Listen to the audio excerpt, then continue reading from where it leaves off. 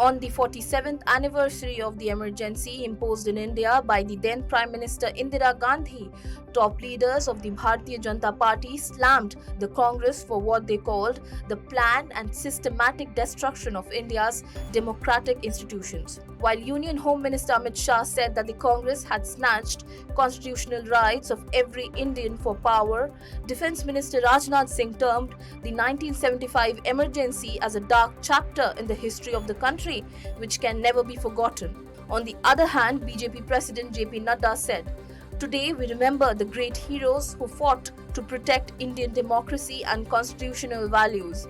Emergency was declared in India for a 21-month period from June 25, 1975 till March 21, 1977. Amid the ongoing political turmoil in Maharashtra, 16 rebel MLAs including Eknath Shinde were sent notices by the Maharashtra Assembly Deputy Speaker. All the members have been served with disqualification notice and have been asked to file their reply by 5:30 p.m. on Monday. On the other hand, Shiv Sena too has issued notice to the rebel MLAs for not attending the national executive meetings of the party. Party's chief whip Sunil Prabhu has asked them to reply in writing to the notice. It has been said in the notice that if they do not reply, then legal action will be initiated against them. A day after the Supreme Court dismissed an appeal filed by Zakia Jafri challenging the SIT's clean chit to Prime Minister Narendra Modi and others in cases related to the 2002 Gujarat Riots, Union Home Minister Amit Shah said on Saturday that PM Modi always believed in the law and had upheld the constitution. Talking to a news agency, he added, "I have seen PM Modi suffer through the 19-year-long battle against the case. Despite being on the side of truth, he did not speak as the judicial process was underway.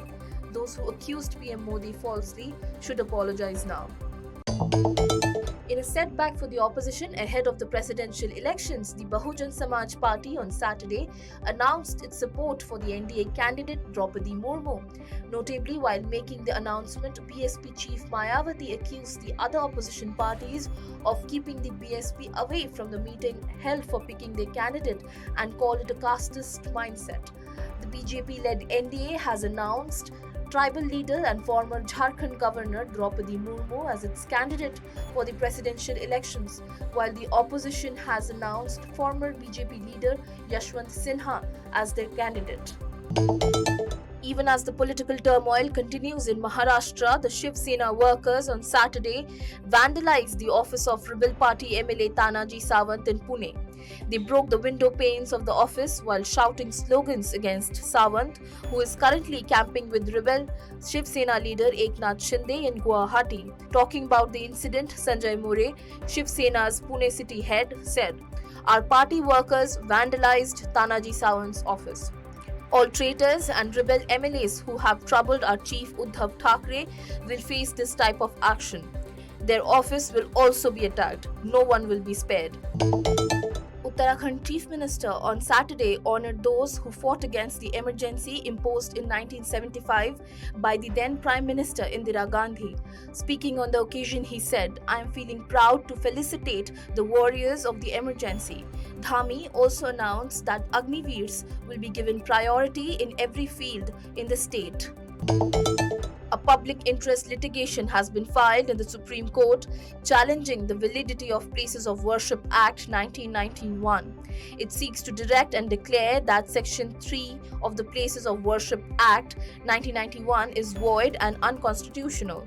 The PIL further seeks to validate places of worship illegally made by what it calls barbaric invaders. The PIL has been filed by former Member of Parliament Chintamani Malviya through advocate Rakesh Mishra. The Indian media and entertainment industry is expected to grow significantly in the coming times. According to global consultancy firm PwC, the sector will be worth Rs 4.30 lakh crores by 2026. As per the report, this will be aided by the burgeoning mobile and internet market in India. The flood situation in Assam continues to remain grim. According to a bulletin of the Assam State Disaster Management Authority, the total population affected in the state is currently 45.34 lakh in 30 districts. Notably, the Brahmaputra and Barak rivers and their tributaries are in spate in most of the affected districts. However, the floodwater is said to have receded in some places. Corona cases are on the rise across the world, including India. India reported 15,940 fresh COVID-19 cases and 20 deaths in the 24 hours ending at 8 a.m. on Saturday.